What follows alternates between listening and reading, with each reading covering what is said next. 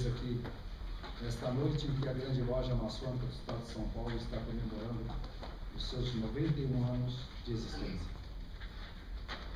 E nós ganhamos um presente hoje, com a presença do excelentíssimo Dr. Ministro Alexandre Moraes, que veio a brilhantar com uma palestra este momento tão importante em que a grande loja está vivendo.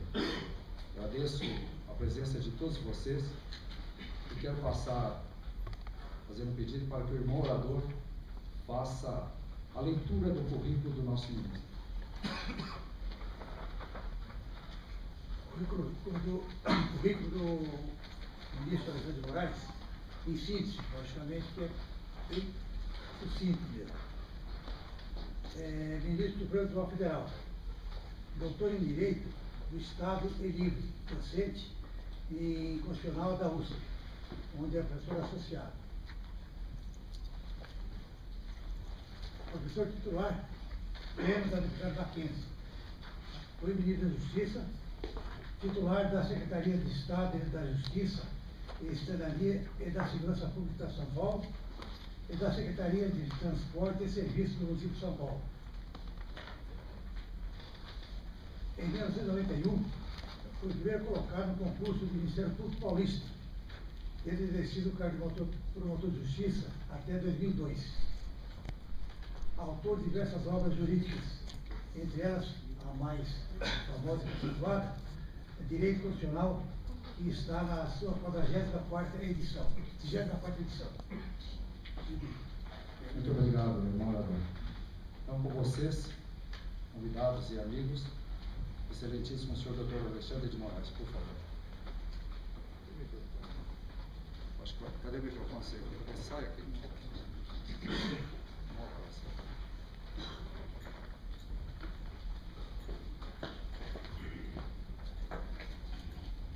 Funcionando, senhor?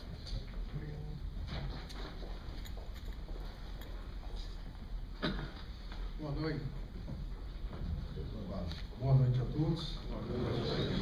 Inicialmente é um prazer agradecer o convite que me foi feito. É um grande prazer, uma grande honra poder comparecer à presença de vocês e poder contribuir com as comemorações de 91 anos da grande loja aqui no Brasil, no nosso estado de São Paulo, especificamente. Agradeço também a presença de todos aqueles dos demais estados, da federação, todos os convidados, para que a gente possa aqui, e essa é a intenção, possa refletir sobre alguns temas. Exatamente, por isso, logo, o coronel Candiarana me convidou, externou o convite na posse do novo comandante-geral.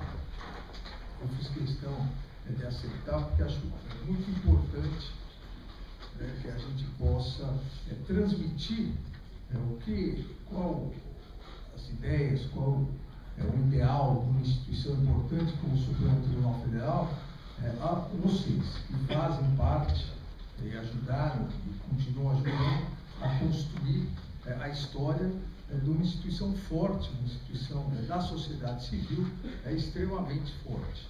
Antes de se falar em ONGs, antes de se falar em associações de todos os tipos, a maçonaria já vem contribuindo com o crescimento do Brasil, com a estruturação do Brasil Império e Brasil República. Então, é um prazer poder também externar meus parabéns a cada um de vocês. A ideia que me foi pedido para falar sobre esse tema, a ideia é refletir um pouco não só sobre, obviamente, as instituições do Supremo Tribunal Federal, mas sobre o momento que nós vivemos hoje no Brasil, e nesse momento, qual a grande missão, qual a grande importância do Poder Judiciário, e mais especificamente do Supremo Tribunal Federal, para poder contribuir com o crescimento e fortalecimento brasileiro e principalmente para poder contribuir com a necessidade que todos nós já há algum tempo estamos vendo de sair dessa crise política, dessa crise econômica, ou seja, de uma crise ampla, ou como alguns gostam de dizer, é uma tempestade perfeita, que nos pegou no meio do caminho e não acaba. Não acaba, mas também, com todos os problemas, não nos enfraquece, nos fortalece. Nos fortalece e não há quebra, não houve e não há quebra de normalidade institucional. Esse é um dado que, infelizmente, ao invés de ser comemorado pelas instituições, comemorado de forma ampla pela sociedade civil, comemorado, ou pelo menos noticiado pela imprensa, esse é um fato que fica latente das diversas críticas, do aumento, da intensificação do pessimismo. E eu começo exatamente nesse ponto. Nós vivemos hoje, e daqui pouco menos de 2 meses, nós vamos completar 30 anos da Constituição de 1988. 30 anos de normalidade institucional, 30 anos de respeito ao Estado democrático, ao Estado de Direito, 30 anos que correspondem ao maior período de normalidade institucional que o Brasil viveu e vive desde o início da República. Isso quase nunca é lembrado, mas se nós pegarmos o início da República, nós começamos já em estado de sítio, sem respeito às liberdades públicas. Isso continuou e se intensificou com um golpe do vice-presidente Floriano Peixoto em relação ao próprio presidente. Ou seja, nós começamos mal em relação às liberdades públicas, ao Estado de Direito, e de lá para cá, de 1889 para cá, nós tivemos poucos períodos de normalidade democrática, de respeito, de absoluto respeito às constituições, à legislação. E tivemos uma dificuldade enorme de implementar uma sucessão democrática. Basta verificar quantos presidentes eleitos pelo povo conseguiram transmitir realmente a faixa presidencial para o sucessor. Vários precisaram sempre do apoio para terminar o mandato ou para começar o seu mandato, do apoio militar, senão não começaria. Um exemplo, o próprio presidente Juscelino Kubitschek, para conseguir iniciar o seu mandato, precisou do apoio militar. Ou seja, o Brasil teve uma série de intercorrências durante a sua história republicana, para ficar na República, uma série de intercorrências que, a partir de 88, principalmente a partir de 86, e com a convocação da Assembleia Nacional Constituinte e com a promulgação da Constituição, se pretendeu estabelecer mecanismos preventivos de controle dessas intercorrências. Com todas as críticas, e algumas delas razoáveis, algumas exageradas, mas com todas as críticas que se faz à Constituição de 1988, a obra mais importante da Constituição foi estabelecer um esqueleto institucional que permitisse não evitar crises, porque não se evita crises, ou formulando aqui, não é possível sempre evitar crises, mas um esqueleto institucional que permitisse o Brasil superar essas crises. Qual país do mundo, qual país do tamanho, da importância do Brasil, qual democracia ocidental, o tamanho, importância cultural, social, econômica, como tem o Brasil, nesses últimos 30 anos passou por 2 impeachments. Nenhum, porque nenhum passou por nenhum. Né? Nós, com mania de grandeza, passamos por 2 impeachments. Cada um tem a sua posição ideológica, essa é outra beleza da Constituição, que garantiu o respeito às liberdades, mas de A a Z, todos concordam, primeiro, que qualquer impeachment é traumático, mas, segundo, que nós superamos os 2 sem quebra da normalidade institucional. Se nós somarmos os mandados de segurança do primeiro impeachment do ex-presidente Fernando Collor e do segundo impeachment da ex-presidente Dilma Rousseff, nós tivemos mais de 80 mandados de segurança contra atos da Câmara e do Senado durante o procedimento, durante o impeachment. Veja, isso demonstra que as regras do jogo foram seguidas, que todos os campos ideológicos representativos no Congresso Nacional, na Câmara, no Senado, procuraram, dentro das regras do jogo, procuraram a defesa dos seus direitos, pleiteando junto ao Supremo Tribunal Federal. Nós não vislumbramos em nenhum momento, seja lá atrás, mais atrás, do ex-presidente Collor, seja mais recente, nós não vislumbramos grupos significativos e de importância defendendo a quebra da normalidade, e a luta armada ou o golpe. Nós verificamos isso, e esse recado primordialmente foi dado desde o início pelas próprias Forças Armadas, a busca dos seus direitos dentro da normalidade. Isso se deve à Constituição de 1988. E mais, isso se deve aos legisladores constituintes de 88. E hoje elogiar um Congresso Nacional, hoje elogiar legisladores no Brasil, infelizmente, está fora de moda.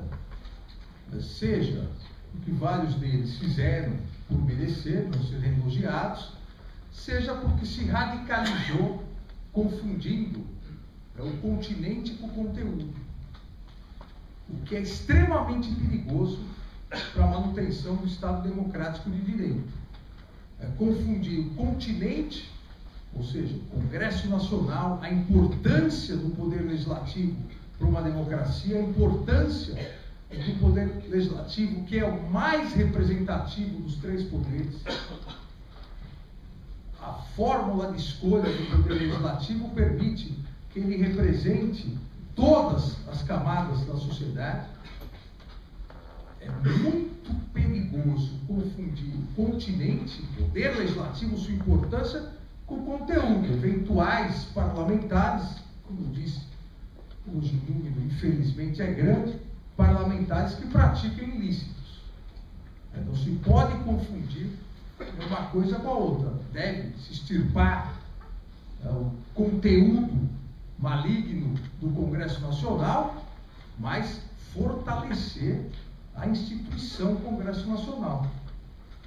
Por isso, faço questão de fazer esse elogio à Assembleia Nacional Constituinte, que soube criar essa estrutura, esse esqueleto institucional para garantir uma estabilidade ao Brasil. E nessa aposta que fez o legislador constituinte, e foi uma aposta diferente de todas as outras assembleias constituintes brasileiras, nessa aposta, o legislador constituinte aprendeu com a história, aprendeu que, diferentemente dos países europeus, diferentemente dos regimes parlamentaristas, o regime presidencialista brasileiro, importado dos Estados Unidos, na Constituição de 1787, na Constituição norte-americana, só que com a cultura sul-americana, aprendeu que esse presidencialismo, ou nesse presidencialismo, o poder legislativo sozinho não equilibrava com o poder executivo. Aprendeu que as crises, quando ocorriam, acabavam centralizando totalmente o poder no executivo e, com isso, acabavam anulando o poder legislativo. E o que fez o legislador constituinte de 1988?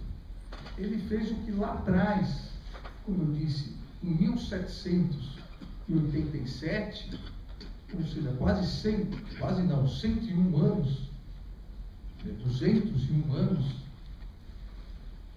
não, vamos fazer a conta dele. 201 anos, porque não é 1888, 201 anos atrás, os pais fundadores norte-americanos fizeram. E eu não sou americanófilo.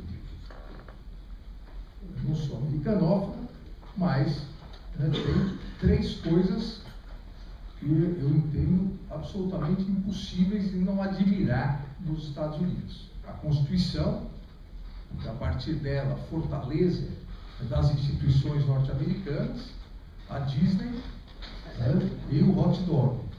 São três coisas impossíveis de não se admirar. O que fez o legislador lá atrás? Os pais, lá eles chamam de pais fundadores, em 1787. Eles apostaram no judiciário. Como eles não tinham rei, eles não poderiam, a partir da independência, criar uma nova monarquia. Eles pegaram a planta do governo inglês, colocaram um papel carbono, não existia na época, então papel de seda, e copiaram, adaptando. O parlamento será o legislativo, o poder legislativo. Ah, mas lá tem duas câmaras, a Câmara dos Lordes. Vamos fazer uma segunda Câmara representando os estados, para dar coesão ao país. Pouco se fala nisso, mas a ideia dos senadores representarem os estados, essa ideia surgiu em virtude da necessidade da coesão dos estados, porque as 13 colônias queriam, no primeiro momento, cada uma ser independente. Mas surgiu porque se fez essa cópia do sistema político inglês, porque a monarquia foi se mantendo na Inglaterra e se mantém até hoje, porque ela significa o quê? A coesão do país. Então, coesão do país se adaptou para a coesão do Estado, não com nobres, mas com representantes dos estados. O presidente, o executivo, seria uma mistura de primeiro-ministro com o rei. George Washington chegou a ser chamado do rei sem coroa. E hoje vários norte-americanos negam, vários estudiosos, mas no final do segundo mandato de George Washington, o grupo político, que até então era um único grupo político, percebeu que haveria ruptura, chegou a oferecer um mandato vitalício a ele. A mesma ideia que se auto-ofereceu o Júlio César.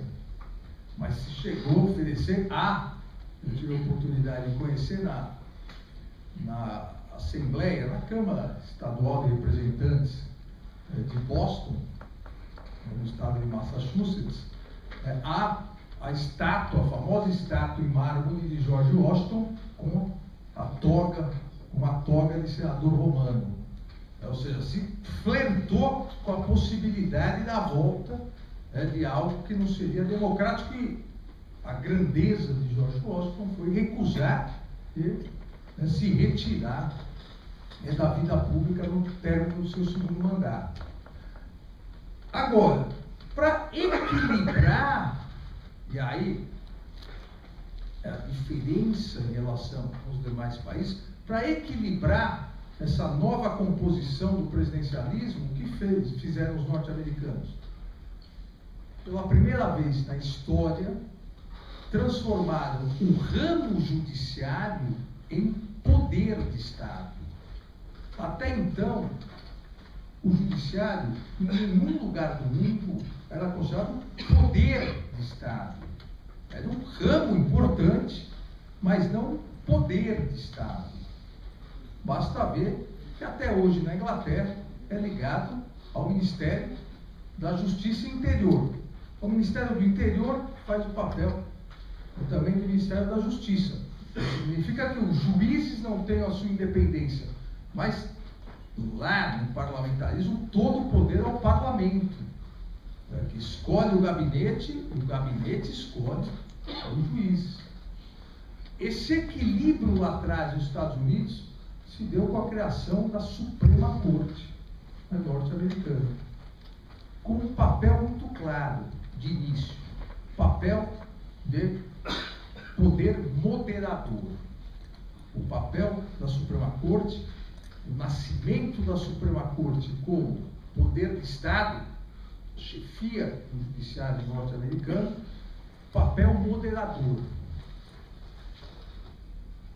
Apesar do Supremo Tribunal Federal ter nascido com a República, com o início da República, o Supremo Tribunal ter nascido com o início da República e ter nascido copiando, no bom sentido, o legislador brasileiro copiando a Suprema Corte, ele trouxe ainda toda a tradição do Supremo Tribunal de Justiça do Império. Basta verificar que os mesmos magistrados permaneceram. Mas nasceu também, apesar de não ter aplicado no início da República, com essa função de poder moderador. Que eram duas funções básicas. A moderação, ou a decisão, no caso de conflitos entre executivo e legislativo, porque no caso do impeachment, tanto na Suprema Corte quanto no Supremo Tribunal Federal, quem preside o Senado é o presidente do Supremo Tribunal Federal, para levar a Corte a moderar. Obviamente, é muito mais difícil reverter uma decisão do presidente do Supremo Tribunal Federal presidindo o impeachment. É muito mais difícil reverter essa decisão no Supremo, porque obviamente ele jamais tomará uma decisão contrária à maioria do Supremo, do que reverter a decisão do próprio presidente do Senado. A ideia de evitar guerrilha institucional, a ideia de moderação. E a ideia também de um poder moderador entre Estados, briga entre Estados e briga de Estado com a União. As duas competências básicas que surgiram desde o início na Suprema Corte e no Supremo. Mas o Brasil não pegou de cara isso. No Brasil, nós tivemos aí que ter uma experiência nacional, uma experiência própria, que no século passado, durante décadas, quem exerceu o poder moderador no Brasil foram as Forças Armadas. Na hora de guerrilha institucional, na hora de conturbações institucionais, quem exercia isso eram as Forças Armadas. Porque na tradição brasileira ainda não havia aquela força do Poder Judiciário e do Supremo Tribunal Federal para exercer esse papel. Olhando tudo isso, o legislador constituinte de 88 apostou, fez uma aposta. Fez uma aposta no Poder Judiciário como um todo, e eu costumo ser um pouco mais amplo, fez uma aposta no ramo Justiça como um todo. Fortaleceu o Judiciário, fortaleceu demais o Supremo Tribunal Federal, mas fortaleceu também aqueles que acessam o Judiciário. Fortaleceu o Ministério Público, trouxe a criação de defensorias públicas, fortaleceu a advocacia pública e privada, fortaleceu o ramo mais institucionalizado, aquele ramo mais de carreira, aquele ramo mais de Estado, não de governo. Os governos passam, os cargos de Estado ficam. E foi uma aposta que deu certo. Óbvio que, promulgada a Constituição em 5 de outubro de 88, não é 10 dias depois, um mês, um ano, 2 anos, é que isso iria, de repente, se inverter a tradição legislativa e executiva. Mas, aos poucos, como também é muito cultural no Brasil, aos poucos, esse esqueleto planejado, estruturado pela Assembleia Nacional Constituinte foi ganhando músculo, foi ganhando pele. Eu diria que hoje até ganhou um pouco de gordura, mas foi ganhando corpo como um todo.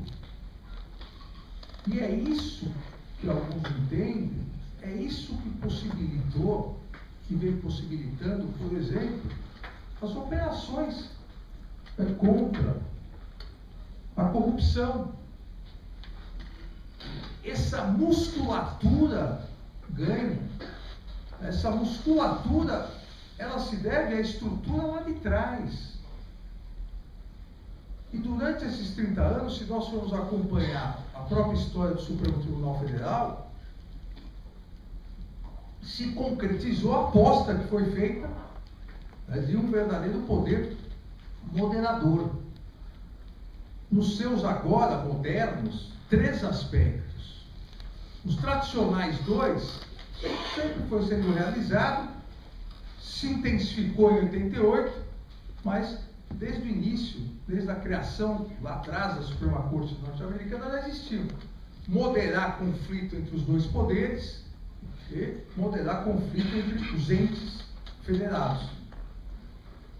Só que o Supremo passou também, o Supremo Tribunal Federal, a partir de 88, passou a exercer de forma mais atuante o terceiro papel moderador que foi surgindo no século XX na Suprema Corte norte-americana, depois nos tribunais constitucionais europeus, a partir do final da Segunda Guerra, que também é um papel de poder moderador, moderar a posição majoritária e contra-majoritária.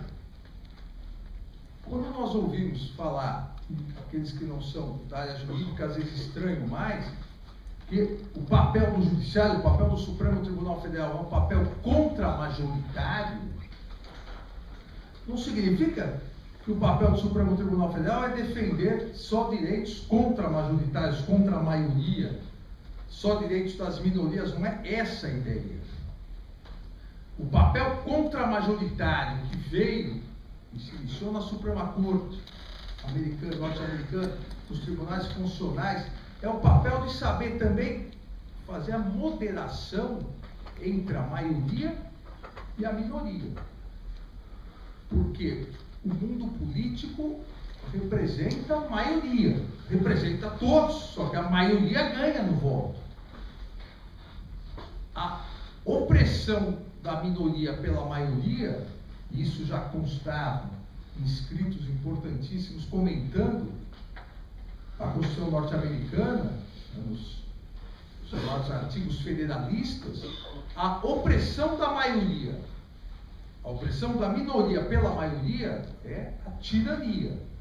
E aí, dizia Hamilton, Madison, Jay, a Suprema Corte, o Judiciário deve intervir para moderar.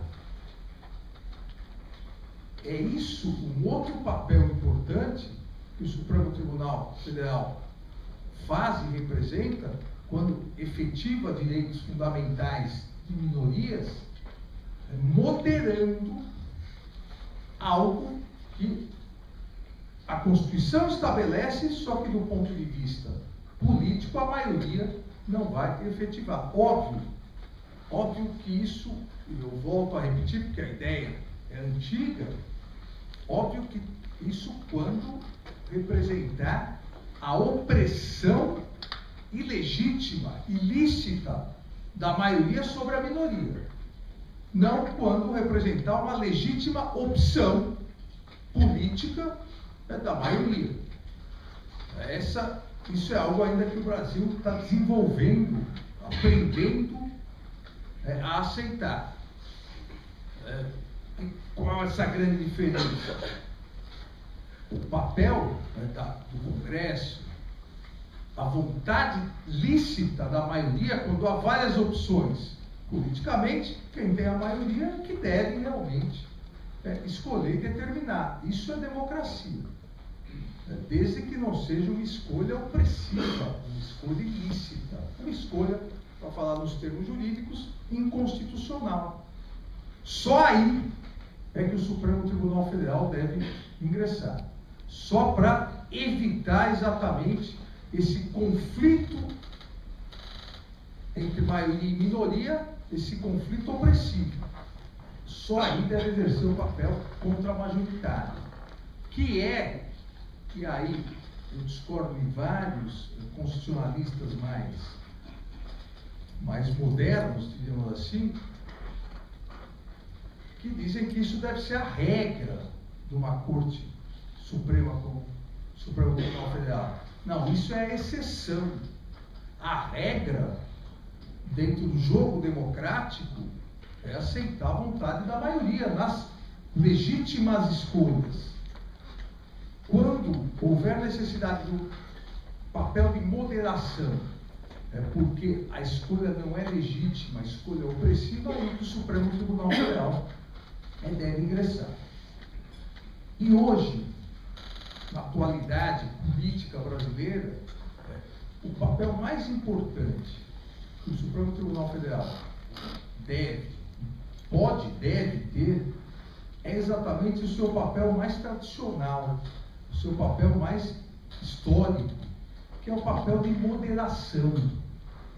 Hoje, o que o país mais precisa do Supremo Tribunal Federal, do Judiciário como um todo, é o papel de moderação, o papel de árbitro entre os poderes, não o papel de ator político.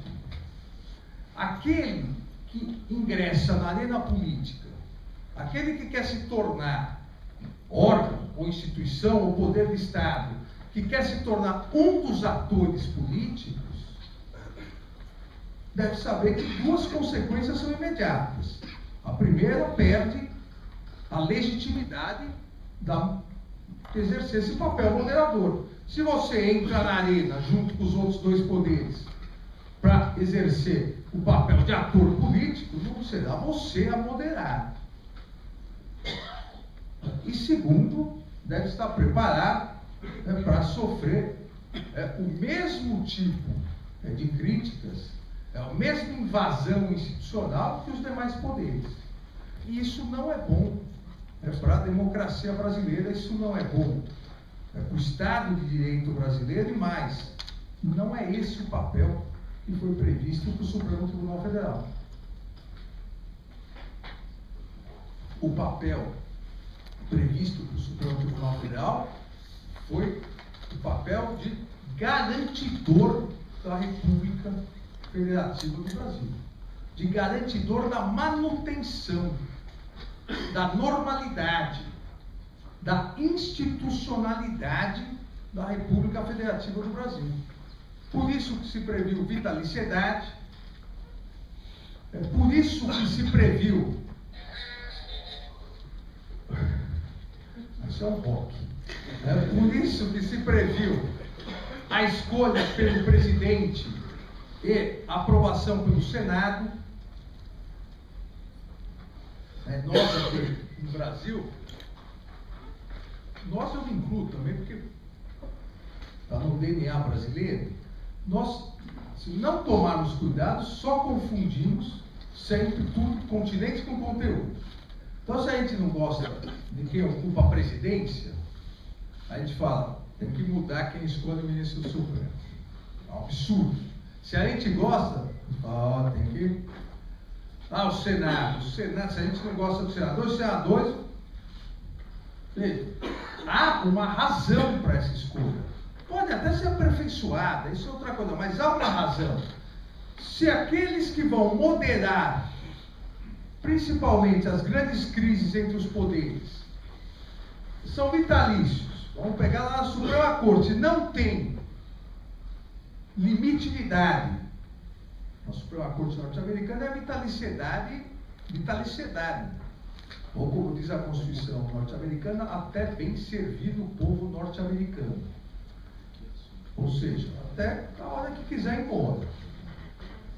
Não existe a expulsória lá. Se eles ficam para sempre, passa governo, volta àquela ideia inicial que eu disse, são, assim como outros órgãos do ramo justiça, são órgãos de Estado. Passa governo, sai governo, se eles continuam.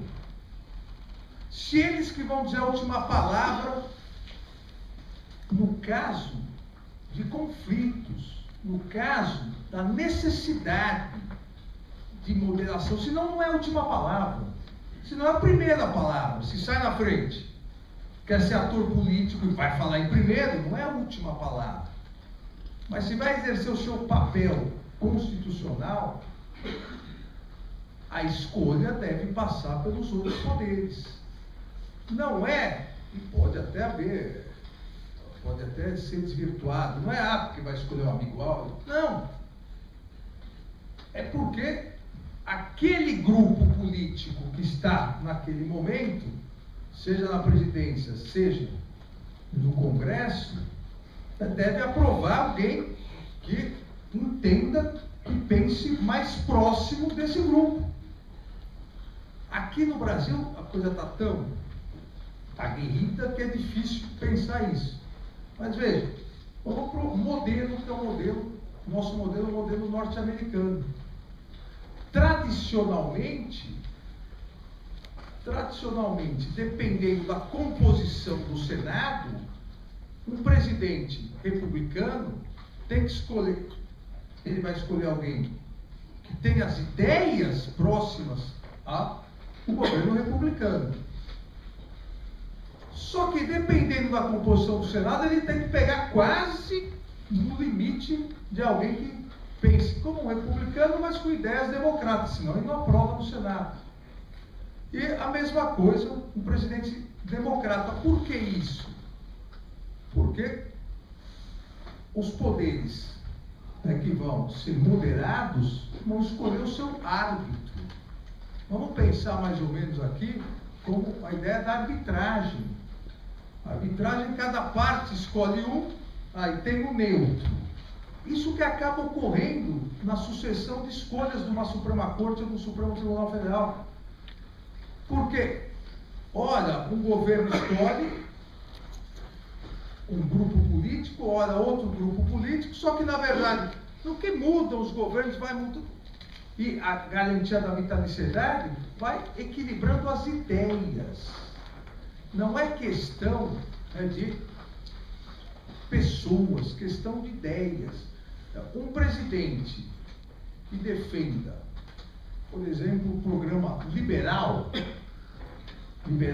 econômico, na economia, não vai escolher um jurista que seja estatizante, que seja contrário a privatizações, por exemplo, porque sabe que lá no Supremo Tribunal Federal, assim como sabe na Suprema Corte, vai votar contra as questões. Não são escolhas, ou pelo menos não deveriam ser escolhas para pensar pessoalmente, mas sim no sentido de posições ideológicas legítimas. E na mistura das escolhas, o que ocorre é exatamente um meio termo, um bom senso de moderação. Eu volto a dizer, o papel de moderação é um papel de Estado, não de governo. Bom, para não citar exemplo nacional, mas todos estão acompanhando, agora o presidente norte-americano indicou um novo juiz para a Suprema Corte, que vai substituir o Justice, que foi indicado em todo posto desde o governo Reagan. Vários governos passaram, e aí vai se somando. Lá é mais fácil a gente entender esse papel de moderação, porque são 2 partidos. Aqui são 8.468.000 partidos. Nós, no Brasil, nossa megalomania de novo. Nós criamos muitas ideologias. Nós temos hoje aproximadamente 35 partidos, com 26 com representação no Congresso Nacional. Sabe qual país do mundo tem isso? Nenhum. Nenhum chega perto disso. Na Câmara dos Deputados, já tem 26 partidos, tem 26 líderes. Às vezes tem um líder dele mesmo. Sozinho ele sobe a figura, fala: o meu partido, os meus liderados votarão sim. Daí ele desce e vota sim. Que é ele. Só que isso prejudica o próprio andamento, a democracia e mais. Desses 26 partidos que têm representação no Congresso, 20 a 22, desde 88, óbvio que não existiam todos, mas 20 a 22 sempre foram situação. Fica difícil assim. Fica difícil você estabelecer uma normalidade. E eu digo isso não é para criticar só os partidos. Digo isso porque esse problema não foi gerado, mas foi mantido porque, num determinado momento, o Supremo Tribunal Federal, ao invés de se restringir a sua importantíssima, até falar restringir é exagerado aqui, mas ao invés de ficar na sua importantíssima missão de papel moderador, quis ser ator principal político e acabou destruindo uma reforma política que tinha sido muito bem feita pelo Congresso Nacional. O grande problema é de ingressar não só na moderação, na análise da constitucionalidade, mas o que o também importante Justice norte-americano, Benjamin Cardoso, dizia: exagerar até no ativismo, passando às chamadas excentricidades judiciais. Eu acho que tem que ser assim. Não, a Constituição. Eu acho que tem que ser assim. O Congresso Nacional, lá atrás, em 98, percebeu o que ia acontecer nesse momento. Nós sempre tivemos grandes lideranças no Congresso. Percebeu que se continuasse esse sistema político brasileiro, nós iríamos gerar esse problema de uma multiplicidade de partidos, ausência de lideranças, e fez uma reforma política. Uma reforma política que valeria só para dali 2 eleições gerais. Houve ação direta de inconstitucionalidade. O Supremo negou a liminar. O recado para o mundo político foi dado. O recado era: dessa vez é para valer. Todos os partidos tiveram 2 eleições gerais para se preparar. Quando acabou, teve a eleição e alguns partidos não conseguiram a cláusula de desempenho, o Supremo acabou julgando o mérito e declarando inconstitucional. Foi, talvez, a pior decisão, os reflexos disso, a pior decisão do Supremo Tribunal Federal. Talvez, mas com certeza está entre as 3 piores da história. Hoje, se aquela reforma política tivesse valendo, nós teríamos no país pelos cálculos, eu fiz parte da Comissão de Reforma Política, fizemos cálculos, só se mudar o quociente partidário, nós teríamos hoje de 6 a 7 partidos, que poderiam ser poderia ser um número menor, porque aí os partidos vão se ajeitando, e absolutamente democráticos, pela seguinte questão: qual é o critério básico da reforma política? Quem não tem voto não tem que ter dinheiro público no fundo partidário. Não é porque eu gosto de um partido, você gosta do outro. É um critério objetivo. Quem tem voto tem fundo partidário. Quem tem voto tem tempo de televisão. Aqueles partidos, vários, de ideologias parecidas que não tinham voto, se juntariam, fariam um partido médio. Essa era a ideia da reforma. Hoje nós estaríamos numa estabilidade de Congresso muito maior e, infelizmente, aí foi um erro que se aprende com erro. A Suprema Corte Americana também aprendeu com vários erros, até que hoje a primeira cláusula de qualquer teoria de ativismo judicial, da autorrestrição, é não se envolver em questões meramente político-eleitorais. Quem conhece das questões político-eleitorais é quem atua. Óbvio, não pode ser algo inconstitucional, mas se é válido, as regras do jogo devem ser definidas pelo próprio Congresso. Eu dei esse exemplo para mostrar que hoje a ideia cada vez mais do Supremo Tribunal Federal é exatamente essa, de ser um moderador,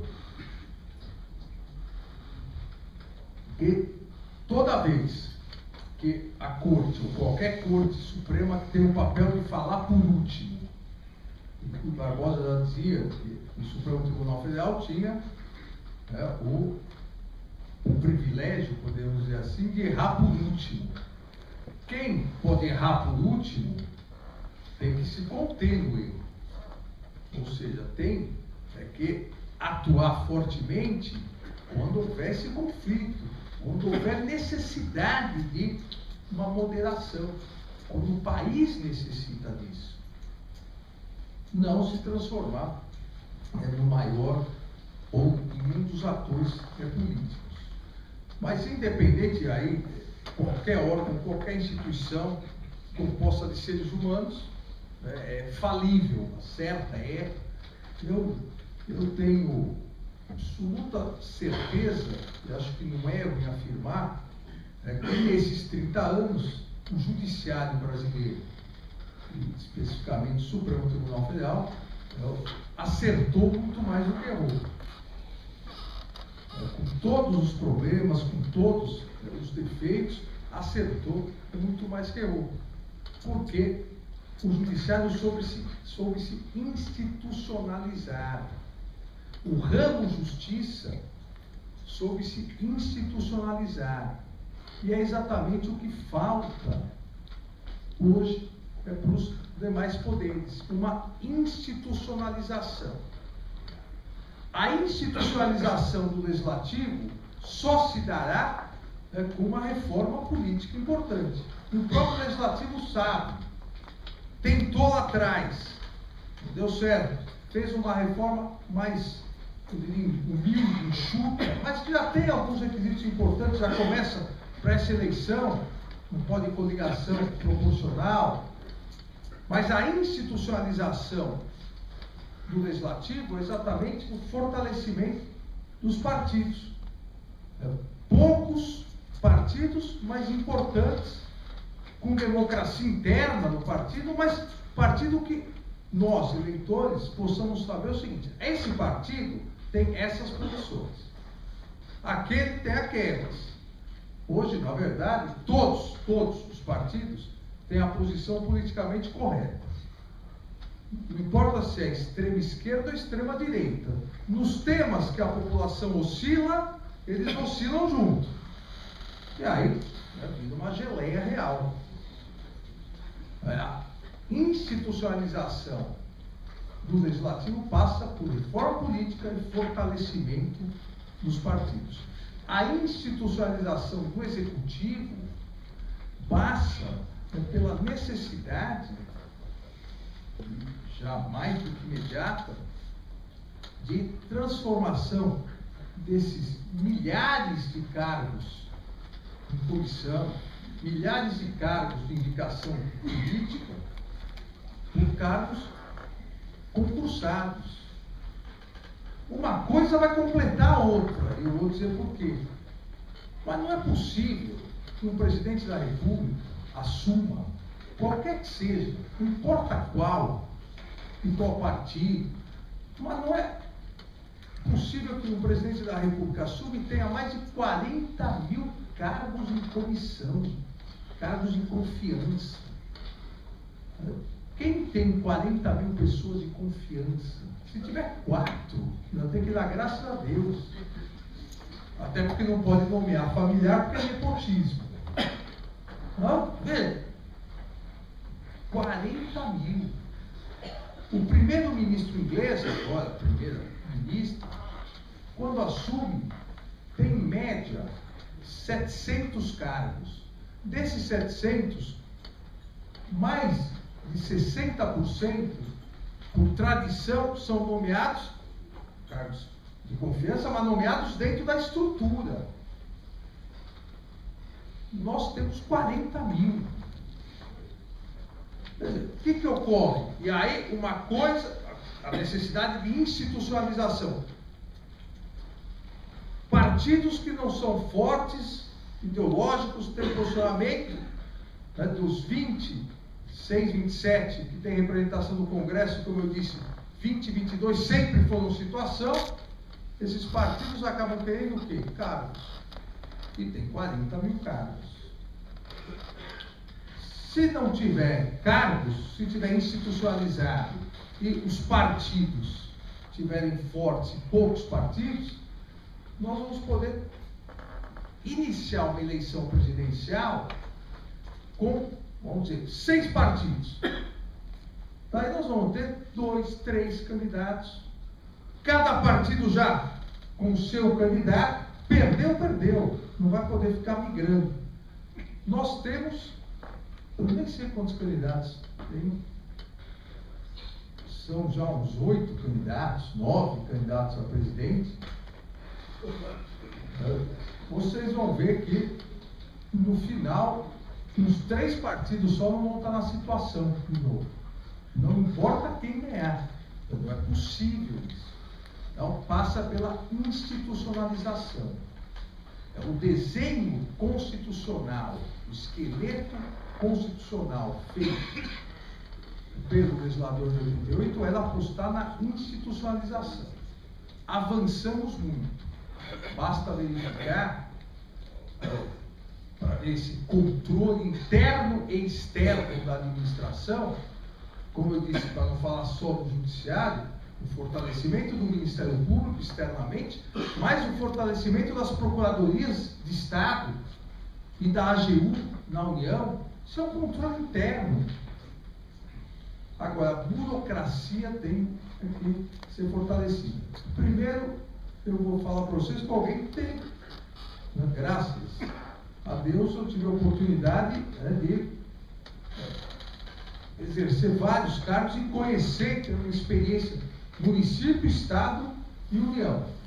Eu não erraria aqui em dizer que esses 40 mil cargos em comissão se transformariam em menos de 8 mil cargos concursados.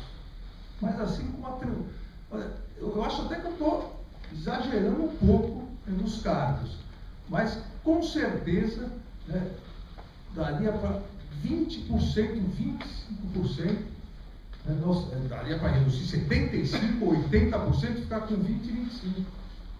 Lógico. Se a cada 4 anos você vai mudando as pessoas e vai colocando indicações políticas, a pessoa nem sabe o que faz naquilo, quando ela aprende, ela perde o cargo. Ou seja, então ela não fez nada naquele tempo. Não são todos, obviamente. A generalização não é boa, mas os 40 mil virariam 8 mil cargos, exagerando. Nós estaríamos aí sim finalizando a construção que o legislador constituinte fez em 88 de institucionalização. As pessoas passam, nós passamos. Um país só se torna forte se as instituições são fortes, se a população acredita nas instituições. E esse é o grande desafio. Nisso, também, nesses 30 anos, o Supremo Tribunal Federal auxiliou o país. O Supremo Tribunal Federal proibiu toda forma derivada de ingresso no serviço público. Até 88, além desses 40 mil, para não falar cargos municipais, estaduais, a pessoa era ligada a determinado prefeito, governador, senador, e queria ser lá, advogado de uma autarquia, ou advogado da Caixa Econômica Federal, que era um cargo concursado. Só que tinha alguma dificuldade em passar no concurso. Prestava concurso para um menor, e aí se fazia um aproveitamento. Mudava a lei, fazia um aproveitamento. Ah, mas ingressou para o concurso. Não, ingressou para o concurso para a bandeirinha de futebol. E agora ele é o advogado da União e chefe do jurídico, que era um aproveitamento. O Supremo, o Judiciário, o Supremo contribuíram nisso, mas no limite que a legislação permite. A institucionalização aqui é importante. Eu tenho certeza que todas as medidas nesse sentido serão fortalecidas, serão defendidas pelo Supremo Tribunal Federal. A ideia é fortalecimento institucional. É a hora do judiciário como um todo, é a hora do ramo justiça como um todo, devolver a confiança que o legislador constituinte em 88 teve e fortalecer o ramo justiça, devolver auxiliando para fortalecer o ramo agora político de governo. Auxiliar na interpretação, auxiliar no fortalecimento, para que nós possamos realmente dar uma desmanchada. Eu sou, e falo isso em toda a palestra, eu sou extremamente otimista, corintiano e sagitariano. Então é impossível não ser otimista. Nascido numa sexta-feira, 13 ano bissexto. Então, eu continuo extremamente otimista, acreditando na justiça do nosso país e acreditando que, óbvio, não há mágica, não há, infelizmente ou felizmente, não há nada que se conquiste sem um trabalho duro. Mas o pontapé inicial para a gente poder progredir mais ainda está na mão de cada um de nós agora, 7 de outubro. Não há mágica, ninguém acha, obviamente, que vai votar, quem ganhar com uma varinha mágica vai resolver todos os problemas. Mas é um pontapé inicial importante. Comparando, se não falo sem parar, uma mania de professor, quero agradecer muito a atenção de todos vocês, agradecer a presença, a atenção e dizer que estou sempre à disposição. Muito obrigado.